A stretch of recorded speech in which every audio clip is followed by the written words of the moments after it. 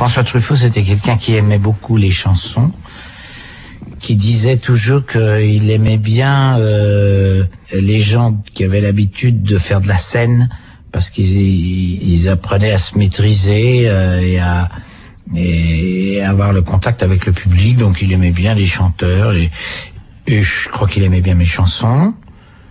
Et il avait besoin pour son film L'amour en fuite, qui était la continuation de justement de Baiser volé et de L'amour conjugal, d'une chanson pour son film. Donc il m'a raconté son film. Il m'a demandé si moi ça me plaisait, et moi j'adorais François Truffaut. Et voilà, je me souviens d'un dîner qu'on avait fait chez lui dans une ambiance très austère. C'était un homme qui avait un mélange de fantaisie et d'austérité en même temps, et je me souviens cette salle à manger en bois sombre avec une dame qui nous servait comme dans le temps passé, puis lui parlant d'une manière particulière. Il avait une façon de s'exprimer assez particulière, et un peu comme Jean-Pierre Léaud dans les films, c'est-à-dire un petit peu artificielle et en même temps profonde. Moi, je dois dire que mes chanteurs préférés sont en général les compositeurs, celui qui écrit la chanson, parce que c'est toujours celui qui fait le moins d'effet. Je n'aime pas les interprètes, vraiment. On était à ce dîner, on était trois. Il y avait aussi Dorothée.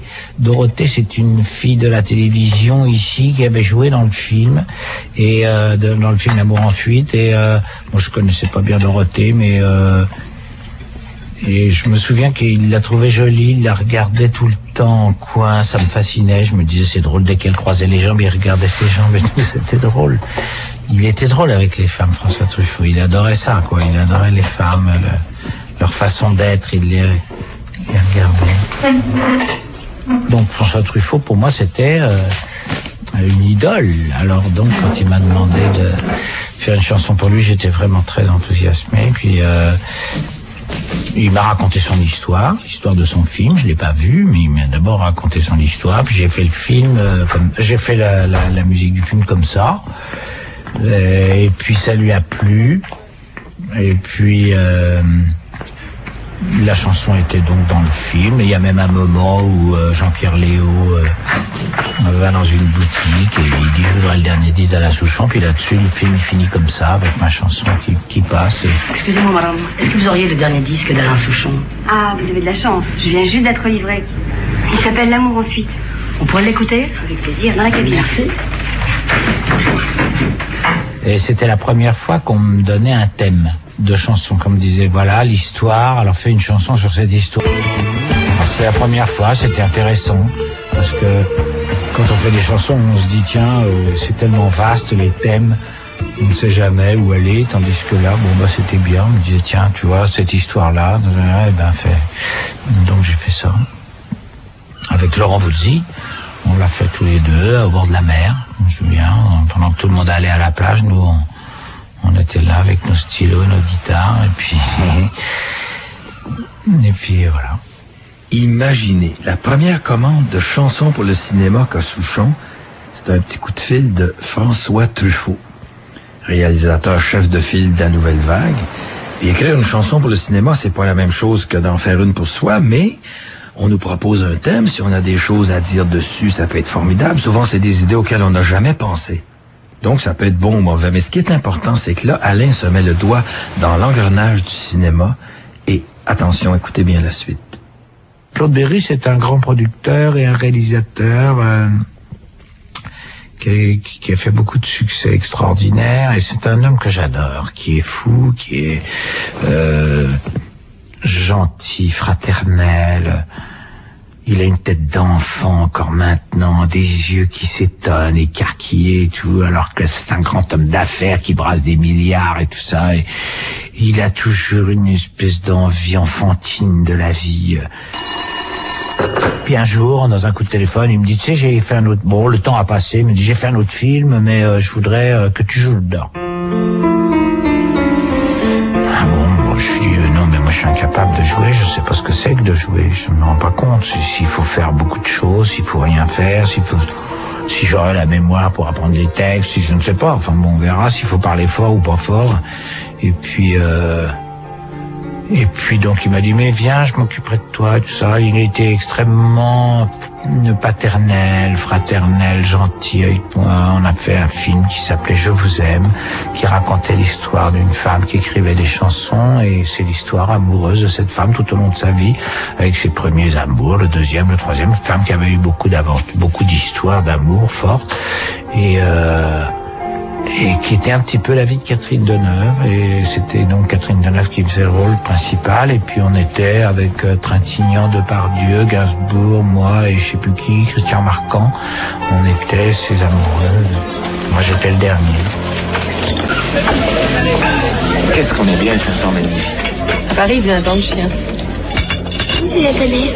Opus, elle est venue m'acheter des livres et puis on est devenus copains. T'es mariée, toi? Non, non pas vraiment. Alors t'as pas d'enfant? Si, j'ai 2 enfants. Une petite fille, plus petite que toi, et un grand garçon beaucoup plus grand que toi. Alors tu es pas mariée et t'as des enfants? Arrête de poser des questions tout le temps, Thomas, ça va.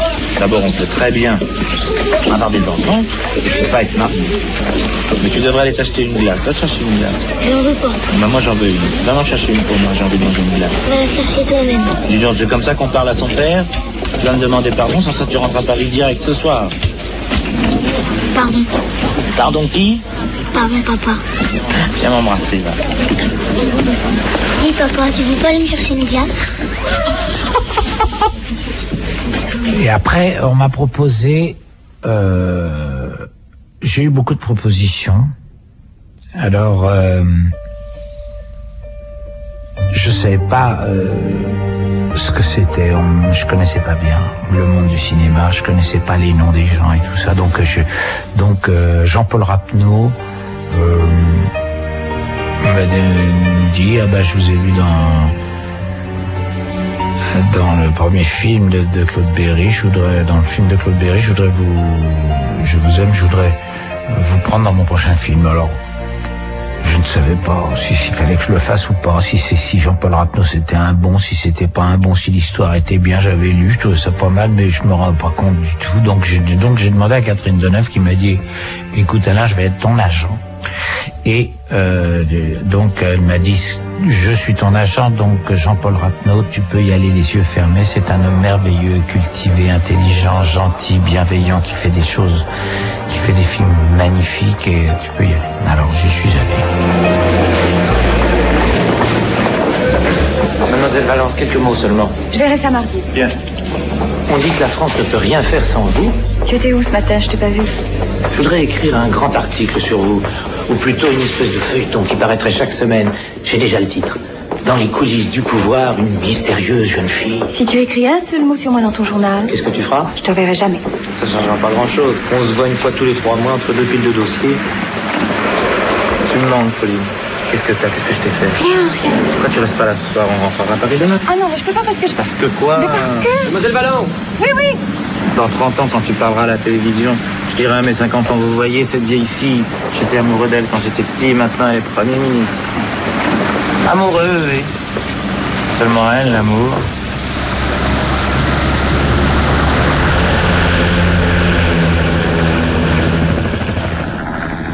Alors j'ai fait Tout feu, tout flamme, qui était un film avec Yves Montand et Isabelle Adjani, et on était à Gstaad en Suisse, et puis on a tourné ce film. C'était amusant. Je faisais ça sans y croire, sans trouver que c'était extraordinaire artistiquement ce que je faisais. Je faisais ça simplement. On me disait, tu dis ça, bah je disais ça.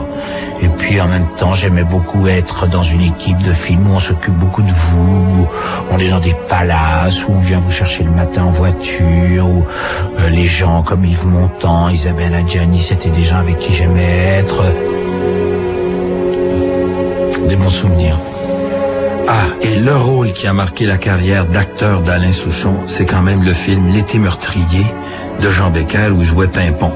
Et là, Alain, je veux pas me mettre en avant, mais tu pourrais me remercier parce que ça m'avait été proposé, il voulait absolument un frisé, puis je t'ai recommandé parce que j'étais à l'époque très occupé, moi, avec Miu Miu et Sergio Leone. Alors je regrette quand même un petit peu pour Adjani. Souvenir.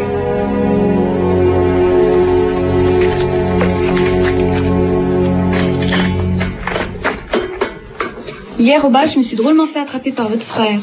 Mickey? Non, Boubou. Sans blague.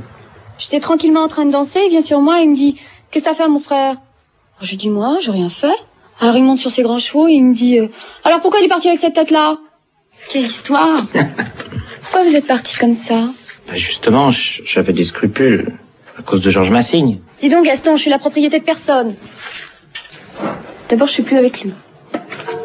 C'est vrai que vous avez un piano mécanique dans votre grange? Mais qui vous a dit ça? Boubou, tiens. Après, on a fait la paix. Bon, c'est tout ce que nous a laissé notre père quand il est mort. Ces 4 murs et son piano. Il marche toujours? Ah, il marche même sans qu'on lui demande. La nuit, si un loir se prend dedans, c'est la sérénade. Malheureusement, il joue qu'un seul air.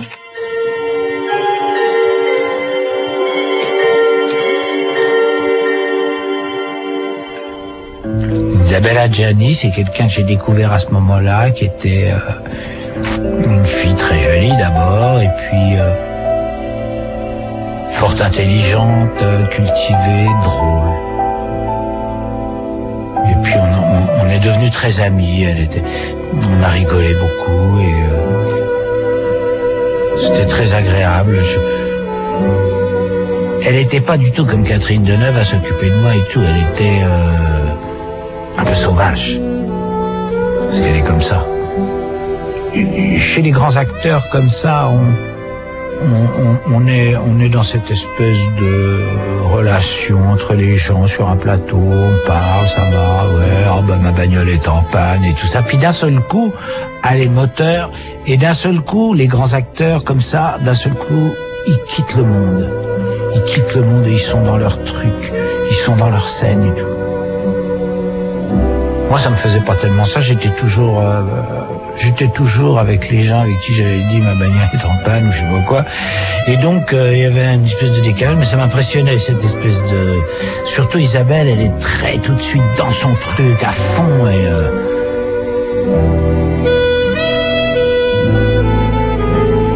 Le métier d'acteur.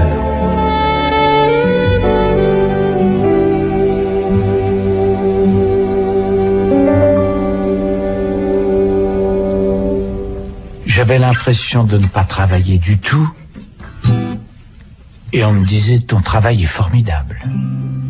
Et j'avais l'impression de ne pas travailler du tout, de rien faire, quoi. On me disait, bah, tu gonfles le vélo, là, avec la pompe à vélo, puis tu dis, oh, il y a des clous dans la, je sais plus ce que je disais, mais, bah, il y avait 2 clous dans la roue, je sais pas où t'as dû rouler, moi. Alors, je gonflais mon truc, puis je disais, bah, il y a 2 clous dans la roue, je sais pas où t'as dû rouler. Et on disait, c'est formidable. C'est formidable. Alors, je m'en rendais pas bien compte de ce que c'était, le travail de comédien. Bon, alors, je faisais ça, puis, et à la fin, à cause d'une espèce de naturel où j'étais, ça s'est bien passé.